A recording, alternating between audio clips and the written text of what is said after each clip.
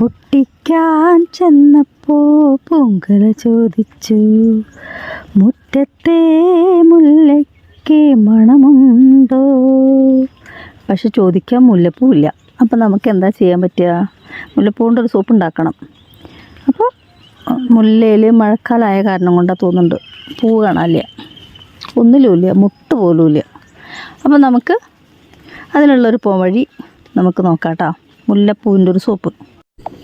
അപ്പോൾ നമ്മൾ മുല്ലപ്പൂ വെച്ചിട്ടുള്ള സോപ്പാണ് ഉണ്ടാക്കാൻ പോണത്. നിങ്ങൾ ആദ്യമായിട്ടാണ് എൻ്റെ വീഡിയോ കാണണമെങ്കിൽ, നിങ്ങൾക്ക് യൂസ്ഫുൾ ആണെന്ന് നിങ്ങൾക്ക് തോന്നുന്നുണ്ടെങ്കിൽ എന്നെ ഒന്ന് ഫോളോ ചെയ്യാനും ഷെയർ ചെയ്യാനും ലൈക്ക് ചെയ്യാനും കമൻറ്റ് ചെയ്യാനും മറക്കരുത്. അപ്പോൾ നമുക്ക് നേരെ മേക്കിംഗ് വീഡിയോയിലേക്ക് പോകാം കേട്ടോ. നിങ്ങൾക്ക് യൂസ്ഫുൾ ആണെന്ന് തോന്നിയാൽ എന്നെ ഫോളോ ചെയ്തേക്കണേ. അപ്പോൾ അതിന് വേണ്ടിയിട്ട് നമ്മൾ എടുത്തേക്കുന്നത് വൈറ്റ് ബേസാണ്. വൈറ്റ് ബേസ് പറയുമ്പോൾ ട്രാൻസ്പെറൻ്റ് അല്ലാത്ത സോളിഡ് ബേസാണ് നമ്മൾ എടുത്തേക്കുന്നത്. എപ്പോഴും മുല്ലപ്പൂ പോലത്തെയൊക്കെ സോപ്പ്, തേങ്ങാപ്പാൽ, മുല്ലപ്പൂവ്, ഷിയ ബട്ടർ ഇത്തരം സോപ്പുകളൊക്കെ ഉണ്ടാക്കണമെങ്കിൽ ഈ ഒരു ബേസാണ് ഏറ്റവും നല്ലത്. അപ്പോൾ നമ്മൾ എടുത്തേക്കുന്നത് വൈറ്റ് ബേസാണ്. ഇനി നമുക്കിതൊന്ന് മെൽറ്റ് ചെയ്തിട്ട് വരാം, എന്നിട്ട് ബാക്കി കാര്യങ്ങൾ ഞാൻ പറയാം.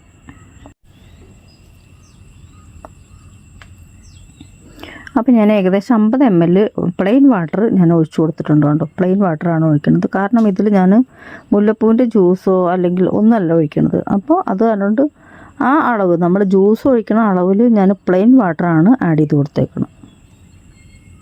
ഇനി അത് മെൽറ്റ് ചെയ്യാൻ വെച്ചു. ഡയറക്റ്റ് ബോയിൽ തന്നെ മെൽറ്റ് ചെയ്യാൻ വെച്ചു.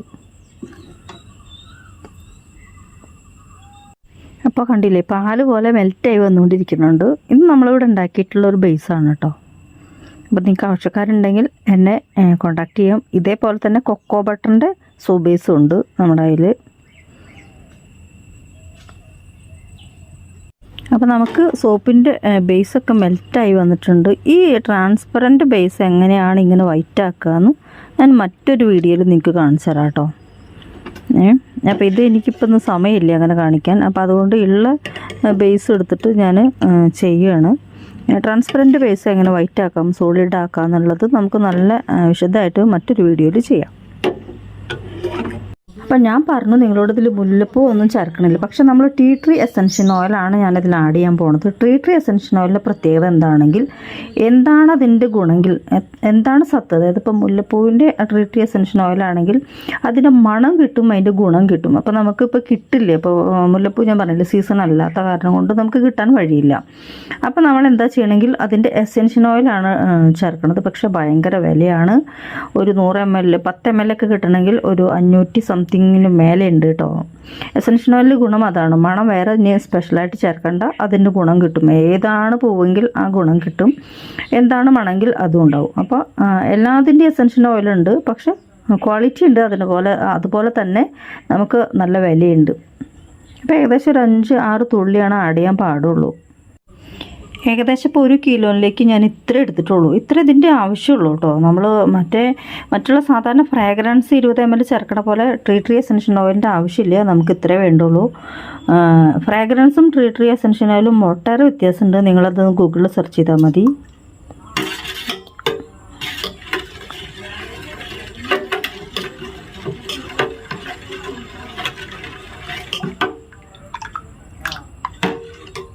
നന്നായി ബ്ലെൻഡ് ചെയ്ത് കൊടുക്കുക, എന്നിട്ട് മോൾഡിലേക്ക് ഒഴിച്ചു കൊടുക്കുക.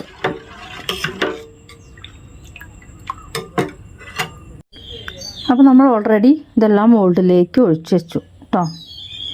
ഇനി അതെടുത്തതിന് ശേഷം ഞാൻ കാണിച്ചു തരാം. ഈ ഒരു മോൾഡ് ഞാൻ പറഞ്ഞില്ലേ, നിങ്ങൾക്ക് ആമസോണിൽ കിട്ടും. അതിൽ എംബോസിങ് ഉണ്ട്, ഹാൻഡ് മെയ്ഡ്, 100% ഹാൻഡ് മെയ്ഡ് എന്നുള്ള ഒരു എംബോസിങ് ഉണ്ട്. 50 ഗ്രാമിൻ്റെ ഉള്ളൂ ഇത് കേട്ടോ.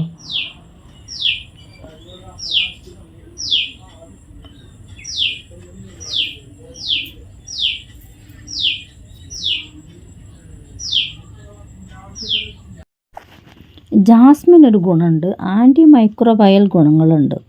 അതിനാൽ തന്നെ തെളിഞ്ഞ ശുദ്ധമായ ചർമ്മം ലഭിക്കാൻ അത് ഗുണം ചെയ്യും. കൂടാതെ ലോകത്തിലെ ഏറ്റവും അമൂല്യവും മൂല്യവത്തുമായ സൗന്ദര്യവർദ്ധക വസ്തുക്കളിൽ ഒന്നാണ് മുല്ലപ്പൂവിൽ നിന്ന് വേർതിരിച്ചെടുക്കുന്ന ജാസ്മിൻ ഓയിൽ. ജാസ്മിനിൽ ഉയർന്ന ആൻറ്റി ഓക്സിഡൻറ്റ് അകാല വാർദ്ധക്യത്തെ തടയുന്നു. ചുവന്ന പാട്, വീക്കം, തണുപ്പ്, അതുപോലെ തന്നെ എല്ലാം സുഖപ്പെടുത്താനുള്ളൊരു കഴിവ് ഈ ജാസ്മിനുണ്ട്. അപ്പോൾ അതിൻ്റെ എസെൻഷ്യൽ ഓയിലിന് അതും ഇത്തിരി അതുകൊണ്ട് തന്നെ വിലയുണ്ട്. അപ്പോൾ എസെൻഷ്യൽ ഓയിൽ ഇത്തരം കാര്യങ്ങൾ കഴിയും. പക്ഷേ ഒന്നും കൂടി ഇത്തരം കാര്യങ്ങളെ പെട്ടെന്ന് തടയുന്നതിന് ഇതിലേക്ക് ലാവൻഡർ ഓയിലും കൂടി മിക്സ് ചെയ്യുകയാണെങ്കിൽ ഇത് ചർമ്മത്തിൻ്റെ ഇലാസ്തികത, അകാല വാർദ്ധക്യം ഒക്കെ തടയാൻ നല്ലതാണ്. അപ്പോൾ ലാവൻഡറിൻ്റെ എസെൻഷ്യൽ ഓയിലും ജാസ്മിൻ്റെ എസെൻഷ്യൽ ഓയിലും കൂടി മിക്സ് ചെയ്തിട്ട് നമ്മൾ സോപ്പ് ഉണ്ടാക്കുമ്പോൾ അതിലേക്ക് ആഡ് ചെയ്യണമെങ്കിൽ ഞാൻ ഈ പറഞ്ഞ, അതായത് ഇതിൻ്റെ സ്മെല്ലെന്ന് പറയുമ്പോൾ നമുക്ക് അറിയാലോ, ജാസ്മിൻ്റെ മണം നമ്മളുടെ തലച്ചോറിലേക്ക് അത് ഇതായിട്ട് നമുക്ക് നല്ല മൈൻഡിനെ കൊണ്ടുവരാനും നല്ല ഉറക്കം തരാനും ഒട്ടേറെ ഗുണങ്ങൾ ജാസ്മിനെ കുറിച്ച് ഞാൻ പറയാണ്ട് തന്നെ നിങ്ങൾക്ക് അറിയാവുന്നതേ ഉള്ളൂ. അപ്പോൾ നിങ്ങൾക്ക് ഇങ്ങനെ, അതായത് കസ്റ്റമർക്ക് ഏറ്റവും ഇഷ്ടമാണ് ജാസ്മിൻ്റെ മണം. അപ്പോൾ അതുകൊണ്ട് നമുക്ക് ഏറ്റവും കൂടുതൽ സെയിൽ പോണ ഒരു സോപ്പും ജാസ്മിനാണ്. ഓക്കെ, ഒന്ന് ട്രൈ ചെയ്യൂ.